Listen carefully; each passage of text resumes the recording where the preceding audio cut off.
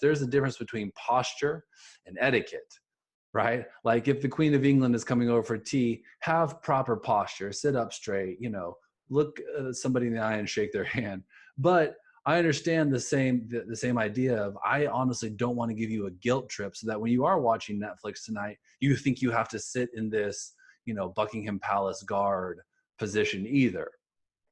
And it's usually not somewhere perfectly in the middle either, because I don't know that there is an ideal middle for resting.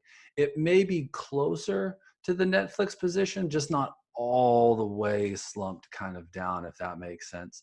So sometimes, you know, you tell people this and they just want to quickly go the exact opposite way, when really we need to pump the brakes a little bit. And it is nice to relax after a long day. Yeah, absolutely chill, sit in your favorite chair, plop down on the couch. I don't want to take that away from you. And by the way, doctors, you're not going to. If you, as a younger doctor, I'd be like, you need to have good posture. You need to sit up straight.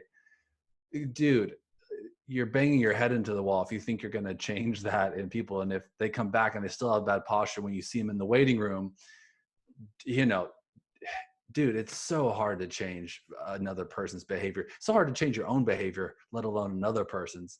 But the comfort in this should be that you don't have to get them, like I said, Buckingham Palace, upright and tucked position.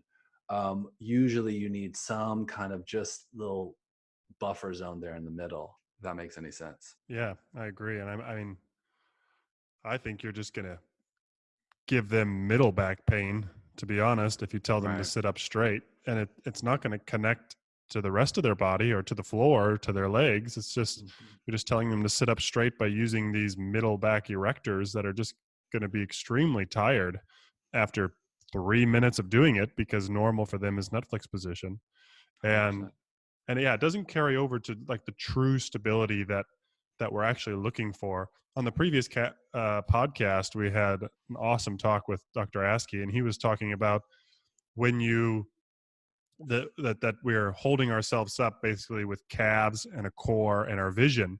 And if you take away the vision and then you stimulate the calves to make them feel like the person is falling forward, so basically like it feels like the calf is lengthening, they will, if they have poor stability at their core and in their spine, like multifidus, they will start to lean back because they feel like they're falling forward when they're actually not. And that's kind of what I mean, like that ability to use the system to find stability. Sitting up straight is not going to accomplish that. And I don't know how well anybody can accomplish it, because the only person who can accomplish it is the patient. Right. And that takes a motivated patient and a trusting patient and a very good clinician that's going to educate them on how. And there's no guidelines for this. There's no research that tells us how to fix posture. You know what I mean? So right.